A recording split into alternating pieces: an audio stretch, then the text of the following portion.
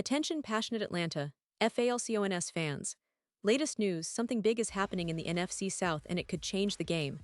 We're talking about a direct impact on Atlanta Falcons' path to another Super Bowl run, a power shift that could leave a division rival stumbling for years. We're bringing this to you firsthand. But before that, if you're a true Atlanta Falcons fan, subscribe to the channel to strengthen this passion even more. Show that you're also part of this family. Let's help each other reach 1,000 subscribers. Share with your FRINDS and Atlanta, FALCONS FANS. Let's get to the news. Alright, Falcons fans, we know that training camp is officially underway, and man, what a start it's been. The first day of practice always brings a mix of excitement, hope, and a few surprises, especially when it comes to the battle for starting spots and roster spots in general. This year, it feels like the competition is fiercer than ever, with players pushing themselves to the limit to earn their place on that 53-man roster for Week 1 against the Tampa Bay Buccaneers. And let's be honest, when you think about the Falcons' defense, which has been a big focus this offseason, there's a lot at stake. The defensive side is where so many eyes are on, especially with the roster battles for those key positions. Now, some of the most interesting developments come from the defensive backfield.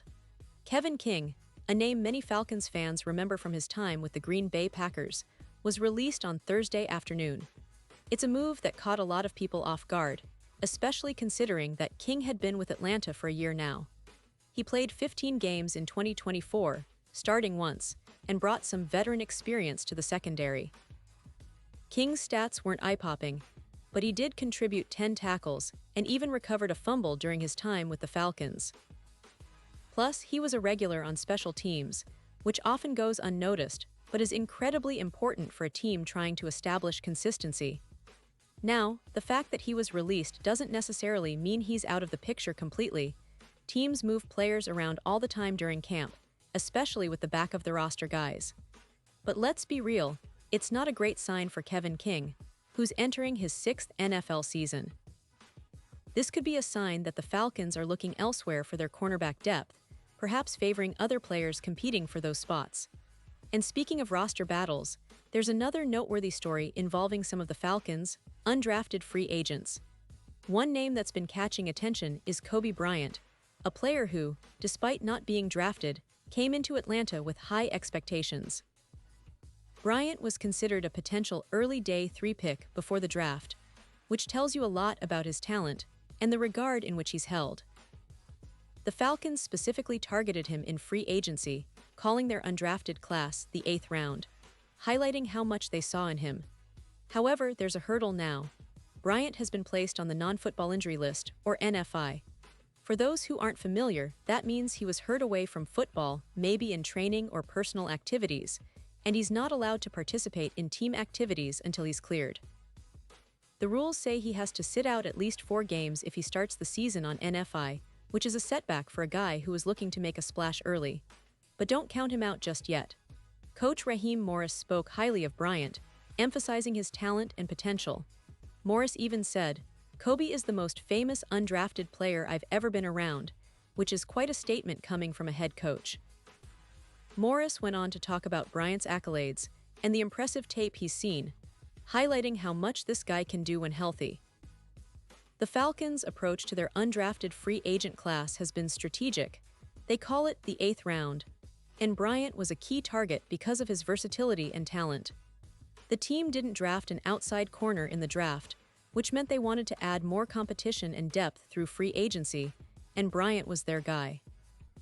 It's a smart move because, as Morris pointed out, they had a clear vision and knew exactly what Bryant could bring to the table when they brought him in for a 30 visit, really getting to know him, watching his tape, and assessing his potential. Right now, Bryant's main challenge is health. He's got to get back on the field and show he can perform at the level the Falcons need. The good news is that the team is giving him time, and everyone's eager to see how he responds once he's fully recovered. The Falcons' coaching staff, especially Morris, seem confident in Bryant's talent and the upside he offers. It's just a matter of time and recovery, and if he can get healthy, he might just surprise a lot of people. Now, moving beyond Bryant, the roster battles aren't just about individual talent, but also about how players fit into the team's overall scheme. The Falcons have been known for their aggressive approach on defense, and that's why the competition at linebacker and defensive tackle is so intense.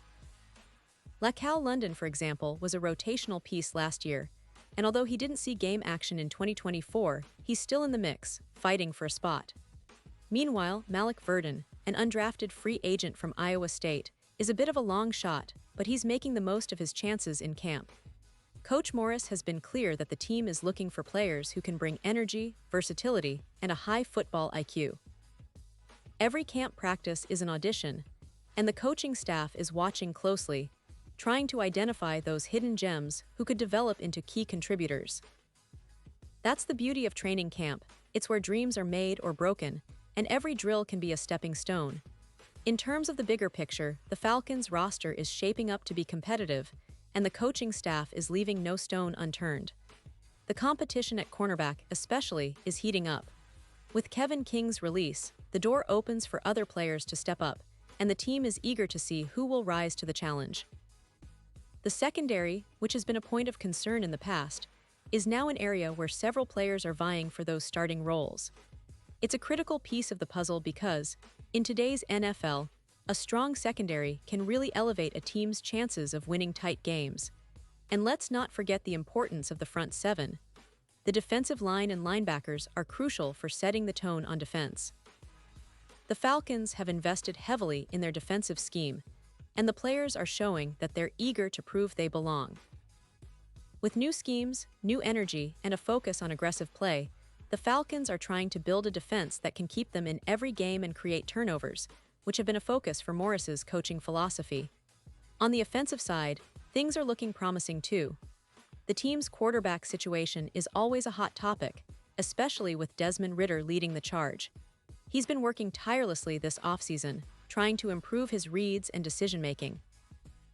The offensive line, which has been a concern at times in the past, is also getting a lot of attention, with new additions and some familiar faces trying to build chemistry. The goal is to give Ridder the protection he needs and the weapons to succeed, especially with the talented wide receivers and tight ends at his disposal. Now, thinking about the division, the NFC South, the Falcons are definitely aiming high this year.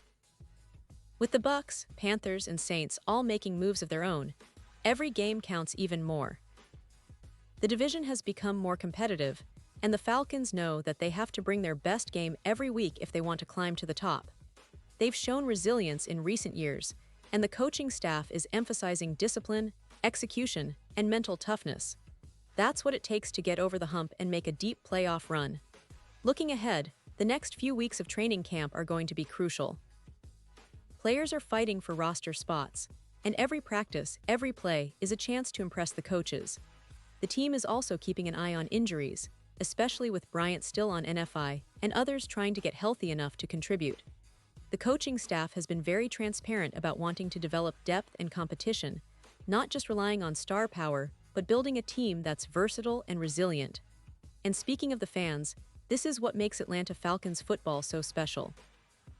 The passion, the energy, the unwavering support, it all fuels the team to push harder.